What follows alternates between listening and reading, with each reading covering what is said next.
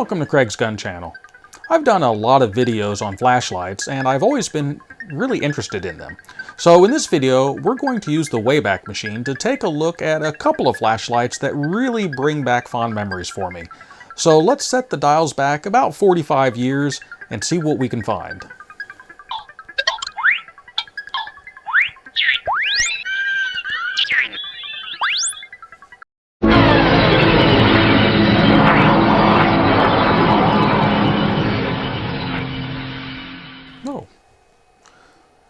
RadioShack was established in 1921 as an amateur radio mail-order business, and in 1962 Tandy Corporation purchased them, shifting their focus from mail-order radio equipment to hobbyist electronic components to be sold in retail stores. The digital age was approaching, and they were poised to be able to take full advantage of it. The 70s and 80s were particularly good for them, as the computer and electronic age took full hold of the consumer market. And savvy marketing and growth strategies saw them opening locations not only nationwide, but globally as well. One of those growth strategies was frequent giveaways of items to entice people into their stores, with flashlights being one of the main things that they gave away.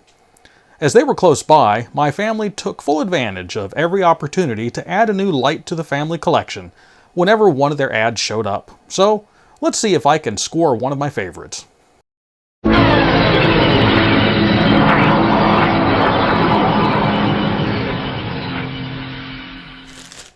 Whoa. Well, we're in luck. I was able to find one of their Power Beam 5D cell flashlights. Let's take a closer look. The Power Beam flashlight was a constant staple, first showing up in the 1970s catalogs for all of 98 cents, which, adjusting for inflation, would be $7.92 today. By the mid-80s, that cost had increased to $1.98, and in today's dollars, that translates into $5.77. So with inflation being factored in, the actual cost of these lights was actually dropping. Of course, me and my family always got them for the better price of free with coupon. The Power Beam was not a subtle flashlight. It was 15.5 inches long with a 1 5/8 inch wide body with a front bezel diameter of 3.5 inches. And fully loaded with 5 D-cell batteries, it weighed in at nearly 2 pounds. 1 pound and 14.3 ounces to be exact. It was constructed almost entirely out of plastic, including the gray plastic body, red plastic bezel and control switch, chrome-plated plastic reflector, and a clear plastic front lens. The only metal in it was a few strips of metal to conduct the battery power, a metal collar bulb holder, a couple of rivets, and the coil spring in the base. The switch was a sliding plastic one that had a piece of metal that would bridge the metal strip coming from the battery spring to the metal collar of the bulb holder. There's no waterproofing of any type. However, for most consumer flashlights of that era, that really wasn't unusual.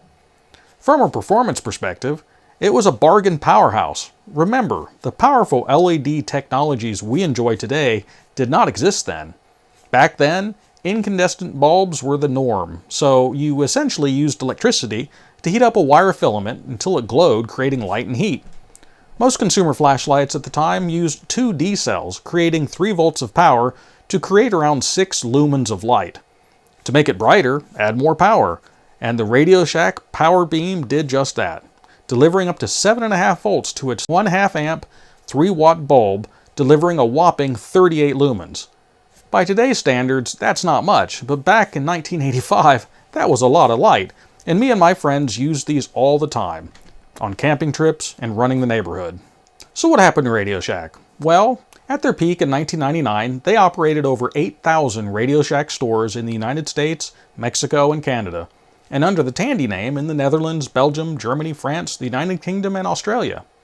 However, consumer interest in electronic hobbies began to wane, and their brand saw more and more competition from other retailers, and they offered similar products, and eventually even at better prices.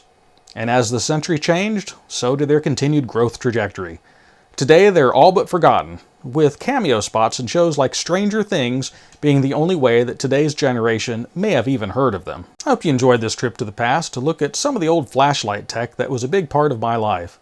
If so, please hit the like button and subscribe if you want to continue to see more like it. We value your comments and opinions, so let us know if you too had any of these deals from the shack. And until next time, stay safe.